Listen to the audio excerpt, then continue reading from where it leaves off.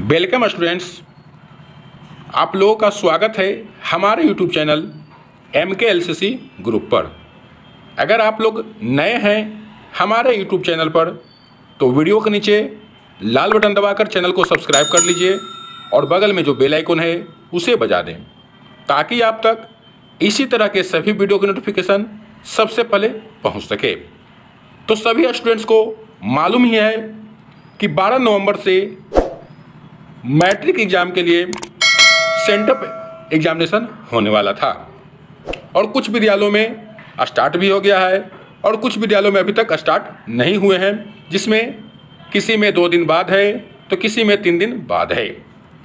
तो आज हम आप लोगों के बीच सेकेंडरी सेंटअप एग्जामिनेशन 2021 का मैथमेटिक्स का क्वेश्चन लेकर आए हैं, क्योंकि सभी स्टूडेंट्स का क्वेश्चन समान ही रहने वाला है, सभी लोगों का क्वेश्चन एक ही आने वाला है।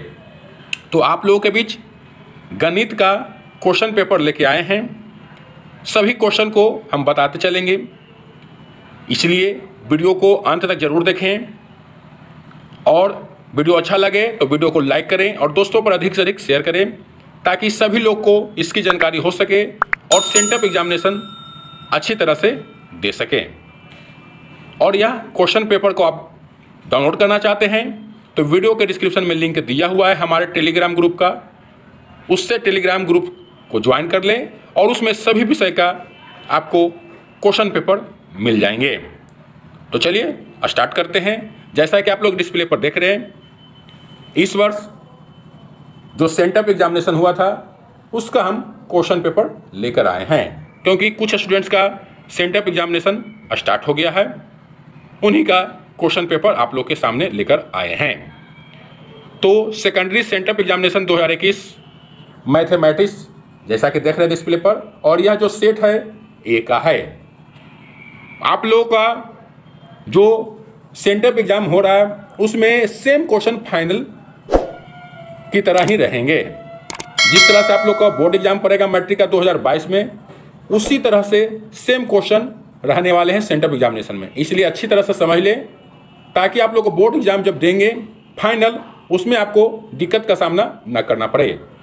तो आप लोगों के बीच कुल प्रश्नों की संख्या रहेंगे 138 प्रश्न रहेंगे, जिसमें गणित की बात कर रहे हैं हम, जिसमें 100 प्रश्न ऑब्जेक्टिव रहेंगे, 30 प्रश्न रहेंगे 2 नंबर का और 8 प्रश्न रहेंगे 5 नंबर का। ठीक है, कुल आपको 138 प्रश्न रहेंगे और सभी लोग को मालूम ही है कि आप लोग का जो सिलेबस है वह 50% एक्स्ट्रा है, अर्थात आप लोग को मात्र 50% अर्थात आधा ही बनाना है। 100 ऑब्जेक्टिव में आपको 50 ऑब्जेक्टिव ही बनाना है, 30 लघु उत्तरीय है जिसमें आपको 15 ही बनाना है और 8 दीर्घ उत्तरीय है जिसमें 4 ही आपको बनाना है। इतना ही प्रश्न का आपको उत्तर देना है और समय आप लोगों के पास है 3 घंटा 15 मिनट। इसलिए अच्छी तरह से समझ ले, आप लोग इस एग्जाम से फाइनल एग्जाम में सीखने का प्रयास करेंगे, इससे आप फाइनल एग्जाम में बेहतर प्रदर्शन कर सकते हैं। तो चलिए आगे बढ़ते हैं।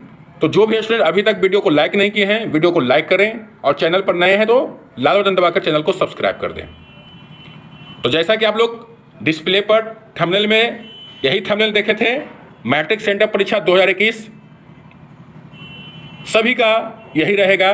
तो चलिए क्वेश्चन की ओर बढ़ते हैं, क्वेश्चन 1 से, जो कि पहले ऑब्जेक्टिव चल रहे हैं। जैसा कि आप लोग डिस्प्ले पर देख रहे हैं, क्वेश्चन 1 है 1/√2 एक है, 1/√2 एक है, इस तरह से प्रश्न रहेंगे। और ध्यान देंगे आपको सेट के अनुसार क्वेश्चन आगे पीछे रहेंगे। तो क्वेश्चन नंबर 1 है 1/√2 एक है।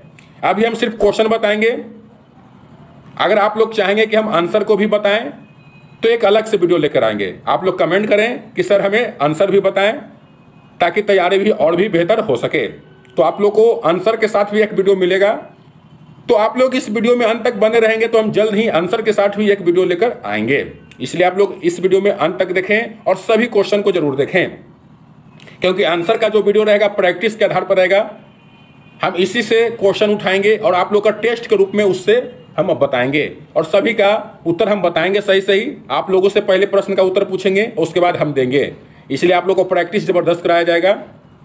इसलिए इस वीडियो में अंत तक बने रहें और सभी प्रश्नों को एक बार जरूर देख लें।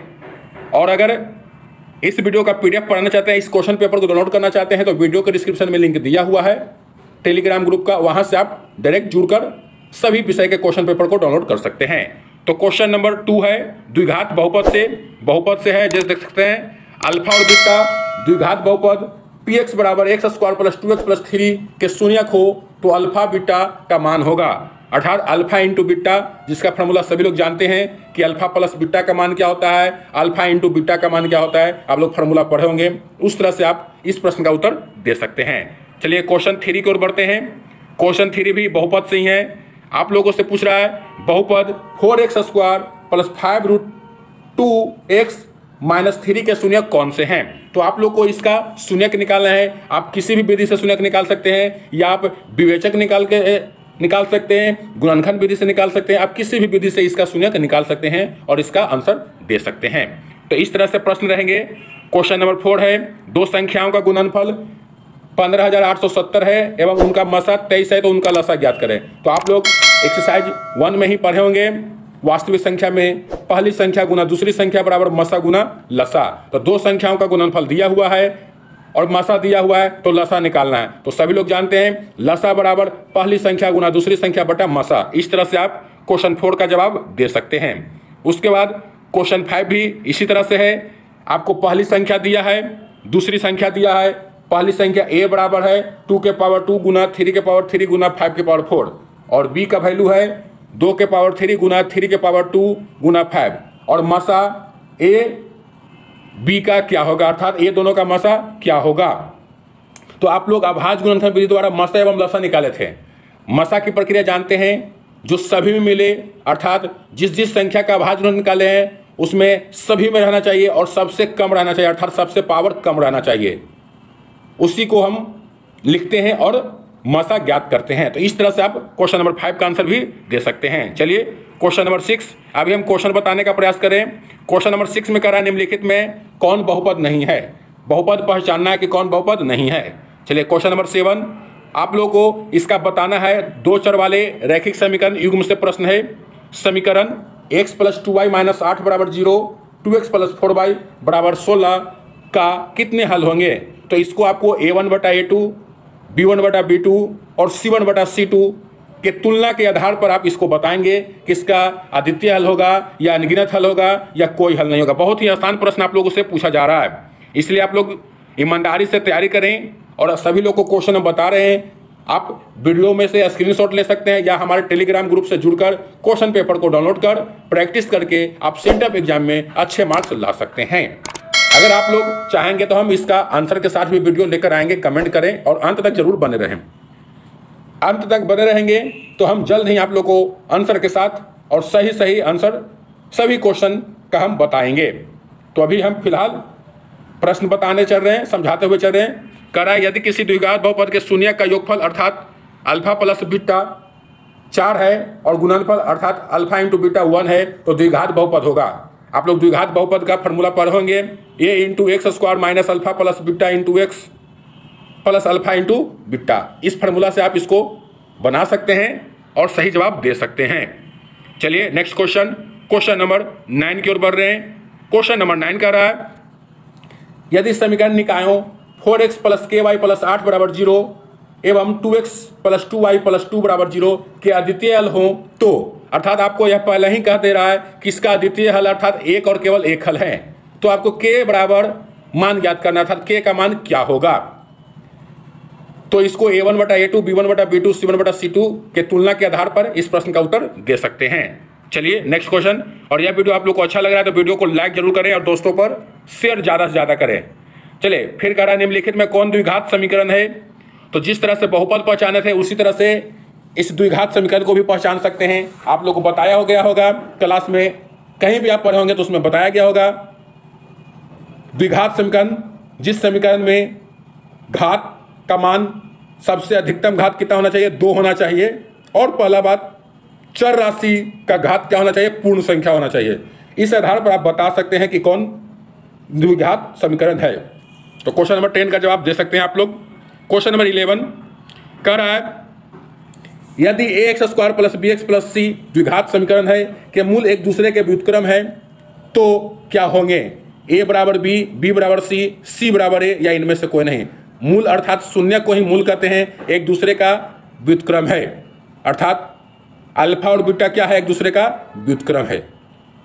तो क्या होगा? a बराबर b होगा, b बराबर c होगा या c बराबर a होगा या इनमें से कोई नहीं। इस प्रकार आप इस प्रश्न का उत्तर दे सकते हैं और चाहते हैं कि सभी प्रश्न का उत्तर हम जानें तो आप वीडियो में बने रहें अंत तक और कमेंट में जरूर लिखें कि एक वीडियो आंसर के साथ लाइए सर, हम जल्द ही आप लोग को आंसर के साथ लाएंगे। तो क्वेश्चन नंबर 12, द्विघात समीकरण x square minus 6x plus 2 बराबर 0 के मूलों का योग है, अर्थात अल्फा प्लस बीटा का मान क्या होगा? इस तरह से आप क्वेश्चन नंबर 12 का उत्तर दे सकते हैं। क्वेश्चन नंबर 13, x बराबर 6 का आलेख कैसी सरल रेखीय होगी? अर्थात आपको ग्राफ में x बराबर 6 का आलेख पाड़ना है, तो इसका कैसे सरल रेखा होगी? ग्राफ x अक्ष के समांतर होगा या y अक्ष के समांतर होगा या मूल बिंदु से जाती हुई होगी या इनमें से कोई नहीं। आपको इस तरह से ग्राफ पाड़ना होगा और उसमें x बराबर 6 का ग्राफ पाड़ना होगा, आलेख पाड़ना होगा। आलेख हिंदी है, देवनागरी लिपि में, और ग्राफ हम अंग्रेजी वर्ड है, ठीक है। तो इस तरह से आपको आलेख पाड़ कर बताना है। उसी प्रकार क्वेश्चन नंबर 14 है, निम्नलिखित में से कौन सा नियामक एक अक्ष पर का एक बिंदु है? अर्थात एक अक्ष पर का एक बिंदु कौन होगा?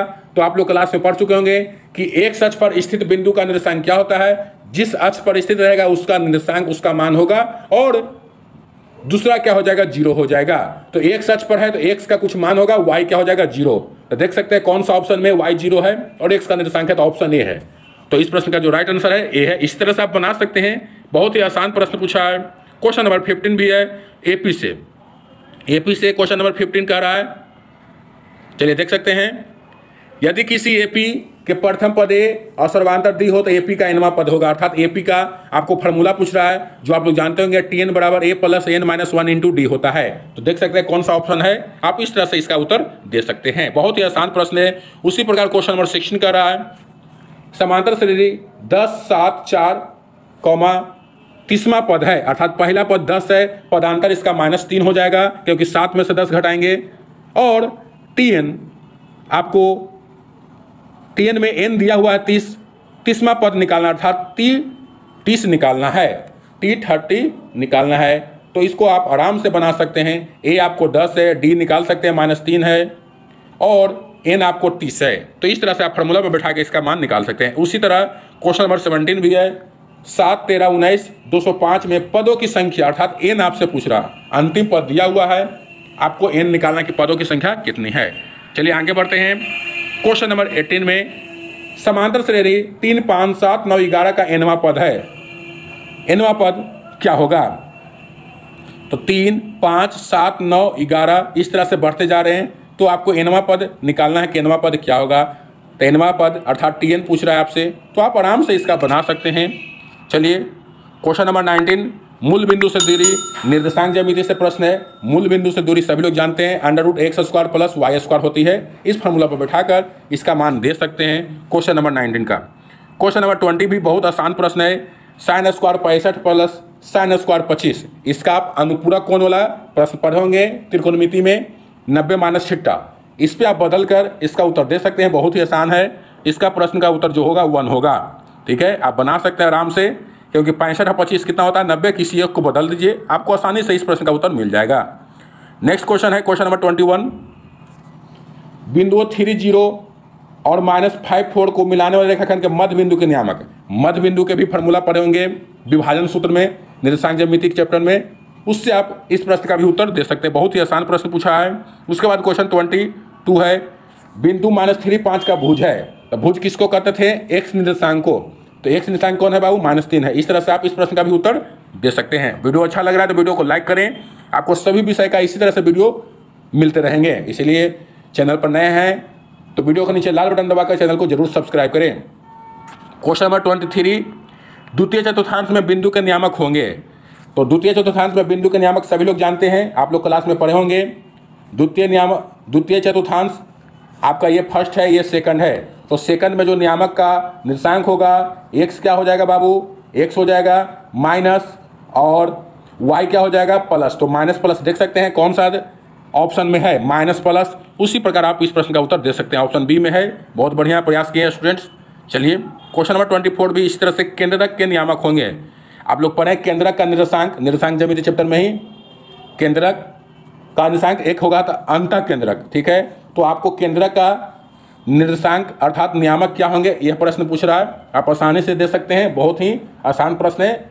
आपको गणित में 100 में 100 ला सकते हैं, बशर्ते आपको प्रैक्टिस रहना चाहिए और फार्मूला सभी चैप्टर का याद रहना चाहिए। आप आसानी से 100 में 100 ला सकते हैं। क्वेश्चन नंबर 25 भी बहुत ही आसान सा प्रश्न है। ABC एक समकोण त्रिभुज है जिसमें कोण C 90 है, तो cos A प्लस B का मान है। ये भी आराम से दे सकते हैं क्योंकि C हो गया 90, तो cos A प्लस B। आप लोग सभी लोग जानते हैं कि त्रिभुज के तीनों कोणों का योग 180 डिग्री होती है। तो बताइए एक कोण तो 90 है, तो बच गया शेष दो कोण A और B, तो दोनों मिलाकर भी कितना होगा 90। तो cos 90 का मान क्या होता है सभी लोग जान रहे हैं। इसी तरह से इस प्रश्न का उत्तर दे सकते हैं। तो cos 90 का मान क्या होता है बाबू, sin 90 का मान होता है 1 और cos 90 का मान होता है 0। तो इस प्रश्न का राइट आंसर है ए। इसी तरह से आप दे सकते हैं, बहुत ही आसान सा प्रश्न है। चलिए वीडियो लंबा ना हो इस तरह से हम बताते चल रहे हैं। क्वेश्चन नंबर 26 देख सकते हैं। 28 सेंटीमीटर व्यास वाले वृत्त की परिधि क्या होगी आपका, इस प्रश्न का उत्तर भी दे सकते हैं वृत्त की परिधि से। क्वेश्चन नंबर 27 वृत्त की सबसे लंबी जीवा क्या कहलाती है, बहुत बढ़िया व्यास कहलाती है। इस तरह से क्वेश्चन नंबर 27 का भी उत्तर दे सकते हैं। क्वेश्चन नंबर 28 जो कि त्रिकोणमिति का फार्मूला है, बहुत ही आसान फार्मूला है। tan थीटा गुना cot थीटा का मान क्या होता है, तो सभी लोग जानते हैं कि tan थीटा गुना cot थीटा का मान 1 होता है। चलिए आगे बढ़ते हैं। उसी प्रकार क्वेश्चन नंबर 29 की ओर बढ़ रहे हैं। क्वेश्चन नंबर 29 भी 90 माइनस थीटा पर बदल कर आप बना सकते हैं। आराम से ऊपर नीचे में से किसी एक को बदल लीजिए, दोनों में से, क्योंकि आप लोग को क्लास में बताया गया होगा कि अगर जिस दो को योग करने के बाद 90 आ जाए तो किसी एक को बदल लीजिए। तो ये दोनों में से किसी एक को बदल लीजिए और ये दोनों में से किसी एक को बदल लीजिए, आराम से इस प्रश्न का उत्तर मिल जाएगा। 1 और 1 क्या हो जाएगा, 2 हो जाएगा। बहुत ही आसान प्रश्न है। क्वेश्चन नंबर 30 की ओर बढ़ रहे हैं। 30 का रहा है साइन थीटा बराबर A बटा B, तो cos थीटा का मान ज्ञात करें। तो साइन थीटा बराबर A बटा B अर्थात लंब बटा कर्ण दिया हुआ है, लंब है A और कर्ण है B।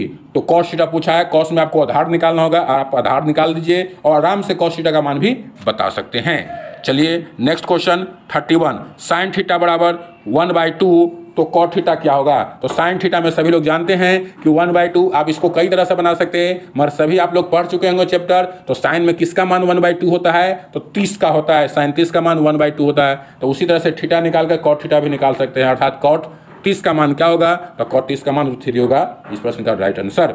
बहुत ही आसान सा प्रश्न आप लोग के सामने पूछ रहा है सेंटअप एग्जाम में। इसी तरह से फाइनल एग्जाम में भी रहेंगे, इसलिए तैयारी आप लोग जोरदार करें और हमारे चैनल से बने रहें। आप लोग को हमारे चैनल पर जाएंगे तो प्ले लिस्ट में सभी विषय का chapter wise VBI objective question का क्लास लिया गया है, वहां से आप किसी भी विषय का प्ले लिस्ट सेलेक्ट करें और प्रैक्टिस में लग जाएं। तो नेक्स्ट है क्वेश्चन नंबर 32 √3 tan 2 थीटा बराबर 3, तो tan थीटा का मान क्या होगा।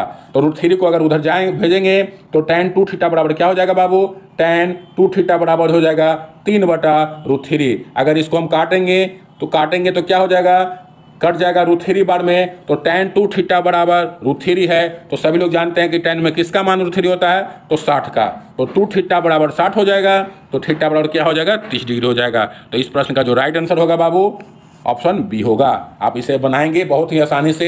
√3 को इस तरफ भेज देंगे तो 3/√3 हो जाएगा, इसको काट देंगे √3 बार में कट जाएगा, तो tan 2 थीटा बराबर √3 अर्थात tan 2 थीटा में किसका मान होता है √3, तो 60 का मान होता है। 2 थीटा बराबर 60, इसलिए थीटा बराबर 30 डिग्री। आराम से बना सकते हैं, बहुत ही आसान सा प्रश्न पूछा जा रहा है। चलिए क्वेश्चन नंबर 33 भी आप लोगों से प्रश्न पूछ रहा है sec 90 माइनस थीटा। आप लोग अनुपूरक कोण वाले चैप्टर पढ़े होंगे कि sec 90 माइनस थीटा क्या होता है, तो cosec थीटा होता है। बहुत बढ़िया, इस प्रश्न का उत्तर आप दे सकते हैं ऑप्शन बी। चलिए आगे बढ़ते हैं। क्वेश्चन नंबर 34 भी आप लोग को फार्मूला से ही पूछ रहा है। 8 त्रिज्या वाले वृत्त में थीटा के त्रिज्यखंड का क्षेत्रफल। आप लोग थीटा त्रिज्यखंड का क्षेत्रफल पढ़े होंगे, वृत्त के त्रिज्यखंड का क्षेत्रफल। अगर कुछ नहीं बोलता है तो लघु त्रिज्यखंड होता है, और लघु त्रिज्यखंड का फार्मूला पढ़े होंगे कि थीटा बटा 360 गुना पाई आर स्क्वायर। तो देख सकते हैं थीटा बटा 360 गुना पाई आर स्क्वायर इस ऑप्शन में है, तो ऑप्शन डी इस प्रश्न का राइट आंसर। फार्मूला पूछ रहा है, आपको कह रहे हैं 100 में 100 ला सकते, बहुत ही आसान प्रश्न आप लोग से पूछा जा रहा है। चलिए नेक्स्ट क्वेश्चन है, दो वृत्तों के क्षेत्रफल का अनुपात इतना है तो परिधियों का अनुपात होगा। तो ध्यान देंगे क्षेत्रफल से परिधि पूछे तो बस उसका वर्गमूल निकाल दीजिए, 9 का वर्गमूल 3 और 4 का 2। अगर परिधि से क्षेत्रफल पूछे तो कुछ नहीं, उसका स्क्वायर कर दीजिए। इस तरह से इसको बनाया जाता है बहुत ही आसान तरीका से। तो क्वेश्चन नंबर 35 का भी आंसर आप दे सकते हैं। चलिए क्वेश्चन नंबर 36 भी देख सकते हैं। 8 त्रिज्या वाले अर्धगोले का संपूर्ण पृष्ठ क्षेत्रफल का होगा। अर्थात यह भी आपको फॉर्मूला पूछ रहा है कि अर्धगोला का संपूर्ण पृष्ठ क्षेत्रफल क्या होगा। इसका भी आप उत्तर आराम से दे सकते हैं। 8 त्रिज्या वाले अर्धगोला का संपूर्ण पृष्ठ क्षेत्रफल, जो कि स्टूडेंट्स है जो गलत बनाया है, संपूर्ण पूछ रहा है। वक्र पृष्ठ क्षेत्रफल और संपूर्ण में अंतर हो जाएगा बाबू। गोला का संपूर्ण और वक्र दोनों बराबर होंगे, मगर अर्धगोला का अलग हो जाएंगे। आप लोग ध्यान से देखकर इस प्रश्न का उत्तर देंगे। चलिए नेक्स्ट क्वेश्चन है। किसी बेलन की आधार की त्रिज्या 2 सेंटीमीटर है, ऊंचाई 14 सेंटीमीटर है, तो बेलन का आयतन ज्ञात करें। आपको बेलन का आयतन पूछ रहा है, अर्थात त्रिज्या दिए हुए है, ऊंचाई दिया हुआ, आर दिया हुआ, एच दिया हुआ है, आपको आयतन भी निकालना है। आराम से निकाल सकते हैं बेलन के आयतन के फॉर्मूला से। चलिए क्वेश्चन नंबर 38 कर रहा है। यदि किसी गोले का व्यास 14 सेंटीमीटर है तो इसका आयतन होगा। तो पहले व्यास से त्रिज्या निकालेंगे और फिर आराम से गोला के आयतन के फॉर्मूला से आप इस प्रश्न का उत्तर दे सकते हैं। चलिए नेक्स्ट क्वेश्चन नंबर 39 कह रहा है। किसी शंकु के आधार की त्रिज्या 5 सेंटीमीटर है एवं उसकी ऊंचाई 12 सेंटीमीटर है, तो इसका वक्र पृष्ठ क्षेत्रफल होगा। किसी शंकु के आधार की त्रिज्या, अर्थात त्रिज्या दिया हुआ 5 सेंटीमीटर, ऊंचाई दिया हुआ h बराबर 12 सेंटीमीटर, तो इसका वक्र पृष्ठ क्षेत्रफल होगा। फॉर्मूला आप शंकु का वक्र पृष्ठ क्षेत्रफल के फॉर्मूला बैठाकर इस प्रश्न का उत्तर दे सकते हैं। आप लोग अंत तक जरूर बने रहें। जल्द ही आप लोग को आंसर के साथ, डिस्कशन के साथ इसका हम वीडियो लेकर आएंगे। इसलिए आप लोग पहले प्रयास करें सभी क्वेश्चन को देख लेने का, और आप लोग एग्जाम अच्छी तरह से दें, क्योंकि अभी इसके लिए हम आंसर नहीं ला सकते, क्योंकि सभी का एग्जाम नहीं हो पाया है। इसलिए आप जल्द इसमें बने रहें, आप लोग सपोर्ट करें। जितना ज़्यादा स्टूडेंट जुड़ेंगे तो हम जल्द ही आंसर वाला वीडियो लेकर आएंगे। तो चलिए क्वेश्चन नंबर 40 कह रहा है। यदि किसी घन की एक भुजा 5 सेंटीमीटर है तो इसका संपूर्ण पृष्ठ क्षेत्रफल होगा। घन का संपूर्ण पृष्ठ क्षेत्रफल के फॉर्मूला पर आप इस प्रश्न का उत्तर दे सकते हैं। Question number 41। प्रथम विषम प्राकृत संख्याओं का योग होगा। यह भी समांतर श्रेणी चैप्टर से है। एसन वाला फॉर्मूला लगाएंगे। एसन वाला फॉर्मूला निकाल के आप इसको बना सकते हैं। प्रथम विषम प्राकृत संख्याओं का योग, इसका आप डायरेक्ट भी बना सकते हैं। डायरेक्ट भी फॉर्मूला आपको बताया गया होगा क्लास में। विषम प्राकृत संख्या, सम संख्या, विषम संख्या का योग निकालने का डायरेक्ट भी फॉर्मूला बताया गया। अन्यथा आप एसन के फॉर्मूला से भी इस प्रश्न का उत्तर दे सकते हैं। चलिए क्वेश्चन नंबर 42 बहुलक से प्रश्न है। बहुलक जो बार बार आए। उसके बाद माध्य है। क्वेश्चन नंबर 43 माध्य के प्रश्न है। माध्य बराबर क्या होगा, तो जोड़कर जितना रहता है उससे भागा देते हैं, सिंपल। तो ए और बी का समांतर माध्य क्या होगा, a + b/2, क्योंकि 2 है, आराम से इसको निकाल सकते हैं।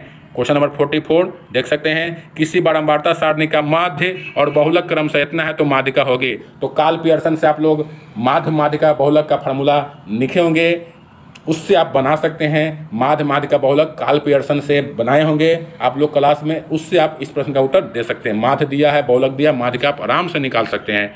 क्वेश्चन नंबर 45 माध्यिका पूछ रहा है कि इसका माध्यिका क्या होगी। तो पहले आप लोग देख लें कि सम है कि विषम है। सम रहेगा तो सम वाला फॉर्मूला, विषम रहेगा तो विषम वाला फॉर्मूला लगा के आप लोग इसका आराम से माध्यिका निकाल सकते हैं। क्वेश्चन नंबर 46 का रहा है। किसी निम्नलिखित में से कौन सी एक घटना की प्रायिकता नहीं हो सकती है। तो सभी लोग जानते हैं कि प्रायिकता का मान 0 से 1 के बीच में होती है, और आप लोग परसेंटेज में 100 के नीचे रहेंगे तो हो जाएंगे। तो आप लोग जानते हैं कि कौन प्रायिकता का मान नहीं होगा, 1 से अधिक नहीं होगा, 0 से कम नहीं होगा। तो आप लोग अपना विचार से कर सकते हैं। जैसा कि आप लोग देख सकते हैं 1.5 है, या प्रायिकता का मान नहीं होगा। चलिए नेक्स्ट क्वेश्चन। निश्चित घटना की प्रायिकता क्या होती है। बहुत बढ़िया। निश्चित घटना की प्रायिकता बहुत ही आसान है, 1 होती है, आप लोग को बताया गया, और अनिश्चित घटना की प्रायिकता 0 होती है। इस तरह से आप जवाब, बहुत ही आसान प्रश्न पूछ रहा है। क्वेश्चन नंबर 48 का रहा है। एक ठोस गोले जिसकी त्रिज्या 9 सेंटीमीटर पिघलाकर एक ठोस बेलन बनाया गया, अर्थात गोला को पिघलाकर बेलन बनाया गया है और उसका त्रिज्या 9 सेंटीमीटर। बेलन की ऊंचाई बताइए। आराम से गोला की आयतन और बेलन के आयतन दोनों बराबर हो जाएंगे। इससे आप एच निकाल सकते हैं। कहेंगे आप जो दिया है, आपको त्रिज्या दिया है और क्या दिया है, गोला की त्रिज्या दिया है, और जबकि उससे पिघलाकर बेलन बनाया तो बेलन की त्रिज्या भी दिया है। आपको ऊंचाई निकालना है। ऊंचाई आप आराम से निकाल सकते हैं अकॉर्डिंग टू क्वेश्चन करके कि गोला की आयतन बराबर बेलन की आयतन, क्योंकि गोला को ही पिघलाकर बेलन बनाया है। चलिए नेक्स्ट क्वेश्चन वो एक ऊर्ध्वाधर स्तंभ की ऊंचाई एवं जमीन पर छाया की लंबाई बराबर है तो सूर्य का उन्नयन कोण होगा। मतलब लंब और आधार दोनों क्या है, बराबर है। तो आपसे क्या पूछ रहा है, उन्नयन कोण या थीटा कितना होगा, यही कोण पूछ रहा है। ऊंचाई दूरी हाइट एंड डिस्टेंस है, बहुत ही आसान सा प्रश्न है। क्वेश्चन नंबर 5 कह रहा है ए और बी आभास संख्या हैं तो ए और बी का मसा क्या होगा। बहुत ही आसान है, सभी लोग जानते हैं कि आभास संख्या का मसा क्या होता है। तो आभास संख्या का मसा 1 होता है, सभी लोग जानते हैं, आपको क्लास में बताया गया होगा। कभी भी आभास संख्या का मसा क्या होता है तो 1 होता है और लसा उनके गुणनफल के बराबर होता है। तो चलिए इस प्रश्न का राइट आंसर क्या हो जाएगा, ऑप्शन सी हो जाएगा। इसी तरह से आप बना सकते हैं क्वेश्चन नंबर 51 भाज बराबर भाजक गुना भागफल प्लस शेष। इससे आप इसको उत्तर दे सकते हैं। देख सकते हैं ए और बी भाजक के लिए कहता है भाज ए और भाजक बी के लिए ए बराबर बी क्यू प्लस आर में शेषफल आर के लिए कौन सा संबंध सही होगा। तो जो शेषफल होगा वह क्या होगा, आपको इस प्रश्न का उत्तर उसी हिसाब से देना है। चलिए द्विघात समीकरण इतना के मूलों की प्रकृति क्या होगी। आप लोग द्विघात समीकरण में शर्त पढ़े होंगे, आपको सारणी बताया गया होगा कि मूलों की प्रकृति क्या होगी, वास्तविक और समान होगी, वास्तविक और असमान होगी या मूल वास्तविक नहीं होगा। इस तरह से आप इसको हल करके आप बता सकते हैं विवेचक निकाल कर, क्योंकि विवेचक से ही डी से ही पता चलती है। चलिए 3 थीटा बराबर 90 तो कॉस थीटा का मान क्या होगा। तो आपको सबसे पहले थीटा का मान निकालना है और उसके बाद कॉस थीटा का मान निकाल सकते हैं। इसी तरह से आप देख सकते हैं सभी क्वेश्चन ज़्यादा लंबा हो जाएगा, हम आपको आगे बढ़ाते हुए चल रहे हैं। अगर आप इस क्वेश्चन पेपर का PDF पाना चाहते हैं तो हमारे वीडियो के डिस्क्रिप्शन में लिंक दिया हुआ है, वहाँ से आप क्वेश्चन पेपर को डाउनलोड कर सकते हैं और अंत तक वीडियो में बने रहेंगे। तो आप लोग को ये सामने जल्द ही इस सभी प्रश्न का उत्तर के साथ एक वीडियो लेकर आएंगे जो कि डिस्कशन के साथ रहेंगे, समझाते हुए चलेंगे, इसलिए आप लोग अंत तक जरूर बने रहें। देख सकते हैं आप लोग क्वेश्चन बहुत ही आसान सा क्वेश्चन पूछ रहा है आप लोग के बीच। सभी क्वेश्चन हम बारी बारी से आपको दिखाते चल रहे हैं। जैसा कि देख सकते हैं बहुत ही आसान सा प्रश्न आप लोग के सामने है। सभी क्वेश्चन नंबर देख सकते हैं। क्वेश्चन नंबर 62 दशमलव प्रसार शांत होगा कि अशांत होगा, आपको बताना है। आपको निम्नलिखित में से कौन सा भिन्न का दशमलव प्रसार शांत है, अर्थात आपको शांत पहचानना है कि कौन सा ऑप्शन वाला दशमलव भिन्न शांत होगा। उसी बाद देख सकते हैं 144 एवं 372 का मसा क्या होगा, आपको बताना है। उसके बाद त्रिघात समीकरण, त्रिघात बहुपद से आपको पूछा है प्रश्न, अल्फा बीटा गामा त्रिघात बहुपद के शून्यक हो तो 2-2 करके जो योगफल है उसका फार्मूला आपसे और कुछ नहीं, आपको फार्मूला पूछ रहा है।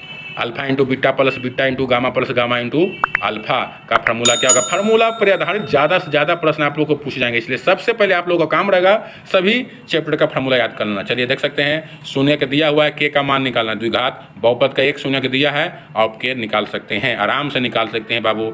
उसी बात देख सकते हैं आपको बारी बारी से हम सभी क्वेश्चन को दिखाते हुए चल रहे हैं। आपको फिर हम ऑब्जेक्टिव के बाद सब्जेक्टिव की ओर भी लेके चलेंगे और सभी ध्यान देंगे, सभी का प्रश्न यही रहने वाले हैं, सभी का समान प्रश्न रहेंगे, इसलिए आप लोग ध्यान से सभी प्रश्न को देखें और एक बार घर पे प्रैक्टिस कर लें और एग्जाम में अच्छा नंबर लेकर आएँ।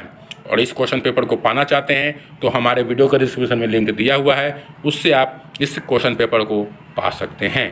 तो जैसा कि आप लोग देख रहे हैं सभी प्रश्न को हम दिखाते चल रहे हैं। जो भी स्टूडेंट आज पहली बार हमारे इस YouTube चैनल से जुड़े हैं तो वीडियो को नीचे लाल बटन दबाकर चैनल को जरूर सब्सक्राइब करें और बगल में जो बेल आइकन है उसे बजा दें ताकि आप तक सभी वीडियो की नोटिफिकेशन पहुंच सके और जल्द ही इस क्वेश्चन पेपर का जो आंसर के साथ वीडियो लेकर आएँ उसका भी नोटिफिकेशन आप तक पहुँच सके। तो देख रहे हैं आप लोग सभी लोग क्वेश्चन नंबर 75 की ओर जो कि समांतर श्रेणी से है। उसके बाद क्वेश्चन नंबर 76 है जो भी समांतर श्रेणी से है। आपको 100 में मात्र 50 क्वेश्चन ही बनाना है, आपको सभी 100 प्रश्नों का उत्तर नहीं देना है, 50% ही प्रश्नों का उत्तर देना है। उसी तरह से 77 भी समांतर श्रेणी से ही है, AP से ही है। उसके बाद 78 भी आपको देख सकते हैं यदि किसी समांतर श्रेणी का nवां पद 2n+1 है तो इसके प्रथम 3 पदों का योग क्या होगा, यह भी प्रश्न आपको समांतर श्रेणी से ही है। उसके बाद 79 देख सकते हैं दो निर्देशांक ज्यामिति से है, ए और बी दिया है, मिलाने रेखाखंड का मध्य बिंदु दिया है तो ए का मान क्या होगा। मध्य बिंदु के निर्देशांक से आप इसको आराम से बना सकते हैं। आपको मध्य बिंदु का निर्देशांक दिया है, क्वेश्चन में ही बिंदु देख सकते हैं क्या कहा, यदि ए इतना है बी इतना है को मिलाने वाले रेखाखंड का मध्य बिंदु PA/2, 4 है, अर्थात मध्य बिंदु का जो मान दिया हुआ पूरा नहीं है। आप मध्य बिंदु का फॉर्मूला लगाकर इसका वैल्यू निकाल सकते हैं। एक निर्देशांक का पूरा मान नहीं है अर्थात ए का मान निकाल सकते हैं। क्वेश्चन नंबर 80 केंद्रक से है। सभी चैप्टर का फार्मूला याद रखेंगे, आराम से सभी प्रश्नों का उत्तर दे सकते हैं। क्वेश्चन नंबर 81 भी देख सकते हैं, मिलाने रेखाखंड को किस अनुपात में अंतः विभाजित करता है, अर्थात यह भी विभाजन सूत्र निर्देशांक ज्यामिति चैप्टर से ही प्रश्न पूछा गया है। क्वेश्चन नंबर 82 ज्यामिति से है। ABC रेखाखंड PQBC के समांतर इस प्रकार है कि AP बराबर x, P बराबर 4, AQ बराबर 14, QC बराबर 7 है, तो x का मान होगा। या थेस प्रमेय से क्वेश्चन पूछा है, आप लोग आसानी से इस प्रश्न को दे सकते हैं। उसी बात देख सकते हैं, दो समरूप त्रिभुजों के क्षेत्रफलों का अनुपात दिया है तो उसका माध्यिका, क्षेत्रफल से माध्यिका पूछे, भुजा पूछे, कुछ नहीं बाबू, बस उसका वर्गमूल निकाल दीजिए, और माध्यिका से क्षेत्रफल पूछे उसका स्क्वायर कर दीजिए। तो देख सकते हैं 25 का 5 और 49 का 7, आराम से इस प्रश्न का उत्तर आप दे सकते हैं। उसी तरह से आगे बढ़ रहे हैं। त्रिभुज ABC में A बराबर इतना, B बराबर इतना, C बराबर इतना, कोण B क्या होगा। ABC का मान दिया हुआ है, एंगल आपसे पूछ रहा है, आराम से आप बना सकते हैं। 3 4 5 है, 3 4 5 है, कोण B क्या होगा, आप आराम से देख सकते हैं पाइथागोरस प्रमेय लगाकर। फिर कह रहा है किसी बाह्य बिंदु से वृत्त के एक बिंदु पर कितनी स्पर्श रेखाएं खींची जा सकती है। तो किसी बाह्य बिंदु से वृत्त के एक बिंदु पर कितनी स्पर्श रेखा खींची जा सकती है बाबू, इसका जवाब आप आराम से दे सकते हैं। उसके बाद क्वेश्चन नंबर 86 भी आप इधर ज्यामिति से है, जो वृत्त के स्पर्श रेखा चैप्टर से है। उसके बाद 87 वृत्त की दो त्रिज्याएं के बीच का कोण 130 डिग्री है, तो उन दोनों त्रिज्याओं के छोर पर की स्पर्श रेखाओं के बीच का कोण क्या होगा, यह भी ज्यामिति से क्वेश्चन है। फिर उसके बाद त्रिकोणमिति से क्वेश्चन पूछ रहा है, निम्नलिखित में किसका मान 1/√2 होगा, तो cos 45 का मान 1/√2 होता, बहुत बिल्कुल ही सही है। उसके बाद भी त्रिकोणमिति से बहुत ही आसान सा प्रश्न है, sin square 90 minus tan square 45 आपको मान रखना है और इस प्रश्न का उत्तर दे सकते हैं। उसके बाद भी 90 नंबर प्रश्न भी आप लोग को त्रिकोणमिति से ही है, जो कि थीटा बराबर 45 डिग्री रखकर आप बना सकते हैं। 91 भी त्रिकोणमिति से, जो कि बहुत ही हल्का प्रश्न है। 92 भी त्रिकोणमिति से ही है, इसमें आप अलजेब्रा का एक फार्मूला लगाएंगे और आराम से बना सकते हैं। देख सकते हैं sec square theta into 1 plus sine theta into 1 minus sine theta, ये दोनों फार्मूला लग जाएंगे। A plus B into A minus B, A square minus B square हो जाएगा, अर्थात 1 square minus sine square theta, अर्थात कह सकते हैं 1 माइनस साइन स्क्वायर थीटा। इस तरह से आप इसको भी बना सकते हैं। चलिए उसके बाद 93 जो भी ज्यामिति से है, और 94 भी ज्यामिति से है। 95 किसी गोले की त्रिज्या को अधिक कर देते हैं तो मूल गोला एवं नए गोला का आयतन का अनुपात क्या होगा। आराम से पहले जो त्रिज्या है उससे आप आयतन निकालेंगे और फिर आधा करने के बाद आयतन निकालेंगे। उसके बाद जो पहले वाला गोला है वो ऊपर रहेगा, नया वाला नीचे रहेगा, काट कूट के जो आएगा आंसर वो आप आराम से इसको बना सकते हैं। उसके बाद 96 एक शंकु की पूर्ण सतह, अर्थात यह भी क्षेत्रमिति से 100 क्वेश्चन ऑब्जेक्टिव रहेंगे। घनाभ के 3 संलग्न फलकों का क्षेत्रफल इतना है, तो घनाभ का आयतन क्या होगा, यह भी घनाभ चैप्टर से है। इस तरह से आप माध्यिका दिया है, माध्यिका बहुलक चैप्टर से आराम से सभी क्वेश्चन को बहुलक दिया है। 99 10 है जो 100 नंबर प्रश्न है, जो प्रायिकता है, जो अच्छी तरह से फेंटी गई टास की गड्डी 52 पट्टों की गड्डी है, इसको यदृच्छापूर्वक निकालता है तो बेगम होने की प्रायिकता क्या होगी। अर्थात सभी लोग जानते हैं कि टास की गड्डी में बेगम कितनी है, तो बेगम की संख्या 4 होती है और कुल पत्तों की संख्या 52 होती है, तो 4/52 क्या हो जाएगा, 1/13, क्योंकि 13 चौके 52 हो जाती है। इस तरह से आप इस प्रश्न का उत्तर देख सकते हैं। तो कुल 100 प्रश्न ऑब्जेक्टिव थे। अभी तक आप लोगों ने हमारे YouTube चैनल को सब्सक्राइब नहीं किए हैं तो वीडियो के नीचे लाल बटन दबाकर चैनल को जरूर सब्सक्राइब कर दें। लाल बटन में रहेगा, इसको सब्सक्राइब करेंगे तो इस तरह से हो जाएंगे, और जो बगल में बेल आइकन है उसे बजा देंगे इस तरह से, ताकि सभी वीडियो के नोटिफिकेशन आप तक पहुँच सके। तो चलिए आगे बढ़ रहे हैं सब्जेक्टिव की ओर, जो कि लघु उत्तरीय है। लघु उत्तरीय आपको 30 प्रश्न रहेंगे, जिसमें आपको 15 प्रश्न बनाना है। देख सकते हैं द्विघात सूत्र का प्रयोग करके समीकरण का हल निकालना है, अर्थात समीकरण को आपको बनाने का बहुत तरीका है। आपको वर्ग पूरा करके, द्विघातीय सूत्र करके, गुणनखंड विधि से, तो आपको गुणनखंड विधि और वर्ग पूरा करके नहीं, द्विघात सूत्र अर्थात विवेचक निकाल कर इस प्रश्न का उत्तर देना है, जो कि 2 मार्क्स का है। उसके बाद 0.6 पर रेकरिंग है, इसको आपको P/Q के रूप में बदलना है, परमेय संख्या के रूप में बदलना है। उसके बाद सिद्ध करना है कि 5 + √3 एक अपरमेय संख्या है। बहुत ही आसान सा प्रश्न है, इसको भी बना सकते हैं आप लोग। उसके बाद बहुपद के शून्यकों का गुणनफल दिया हुआ है तो A का मान ज्ञात करना है। द्विघात बहुपद है, इसका शून्य का गुणनफल अल्फा × बीटा दिया हुआ है तो A का मान निकालना है आपको। तो इस तरह से आप बना सकते हैं। फिर कह रहा है x + 2y = 9 के लिए प्राकृत संख्याओं के समुच्चय में हल लिखें, अर्थात इसका जो हल लिखना है प्राकृत संख्या में लिखना है। x + 2y = 9 के लिए प्राकृत संख्याओं के समूह में हल लिखना है, अर्थात एक का मान आपको रखने जाना है, x का या y का मान रखिए प्राकृत संख्या के रूप में, और जो दूसरा रहेगा, जो दूसरा निकलेगा उसको आपको बताना है। आप x या y का मान अपने मन से रखना है, प्राकृत संख्या ही रखना है, और जो प्राकृत संख्या आएगा उसी को आपको लिखना है, ठीक है, क्योंकि प्राकृत संख्याओं के समूह में ही हल लिखना है। आपको x का मान भी प्राकृत संख्या होना चाहिए और y का मान भी प्राकृत संख्या होना। इस तरह से आप सभी क्वेश्चन का उत्तर दे सकते हैं। बहुत ही आसान सा प्रश्न आप लोग के बीच पूछा रहा है सेंटर एग्जाम में। इसी तरह से आपको फाइनल एग्जाम में भी रहेंगे, देख सकते हैं 2-2 नंबर का प्रश्न है। उसी तरह से आपको 30 प्रश्न रहेंगे, आप लोग डिस्प्ले पर देख रहे हैं। इस क्वेश्चन पेपर को पाना चाहते हैं तो हमारे टेलीग्राम ग्रुप से जुड़ जाएं और सभी क्वेश्चन पेपर, सभी विषय के क्वेश्चन पेपर को आप प्राप्त कर सकते हैं। चलिए देख सकते हैं बारी बारी से सभी क्वेश्चन को हम दिखाते चल रहे हैं। वीडियो काफ़ी लंबा हो जाएंगे, इसलिए हम थोड़ा जल्दी कर रहे हैं, लंबा ना हो। सभी प्रश्न आप लोग एक बार ज़रूर देख लें।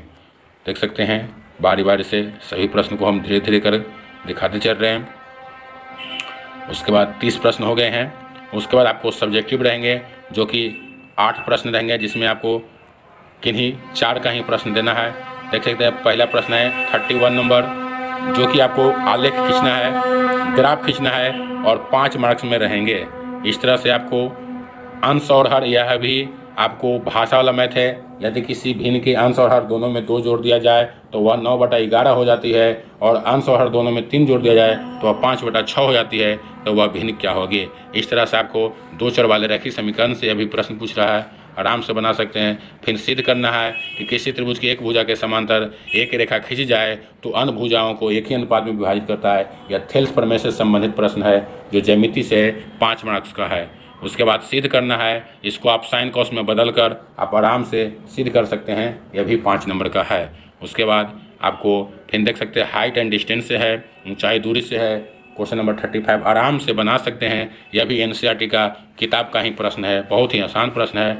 36 नंबर जो कि वृत्त से है, 6 से त्रिज्या वाला एक वृत्त खींचना है जो कि कंट्रैक्शन से है। आप कोई भी 4 गो का प्रश्न का उत्तर देना है, आपको सभी प्रश्न का उत्तर नहीं देना है। इस तरह से आप देख सकते हैं बहुत ही आसान प्रश्न था, तो आपको सभी प्रश्न का हम दिखाते चलाए हैं। तो अगर आप लोग अंत तक बने रहे हैं, हम देखेंगे कि कितने लोग इस वीडियो में अंत तक बने थे, और कमेंट बॉक्स का हम इंतजार करेंगे कितने लोग कमेंट करते हैं कि इस क्वेश्चन पेपर का उत्तर के साथ भी एक वीडियो लाएं। तो ज़्यादा से ज़्यादा स्टूडेंट्स का कमेंट रहेगा तो हम जल्द ही इस सभी प्रश्नों के उत्तर के साथ, डिस्कशन के साथ एक वीडियो लेकर आएंगे।